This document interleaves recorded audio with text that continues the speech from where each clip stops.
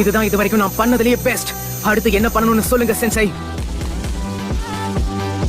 Okay, என்னோட ரசிங்கனோட மோதும்போது அதுக்கு என்ன ஆகுதுன்னு பார்க்கலாமா? ரெடியா இருக்கியா? ஆனா அப்படி பண்றது நல்லதுதானா?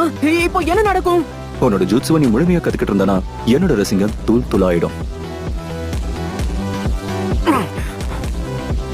ஆல் ரைட், ஆரம்பிக்கலாம் வா.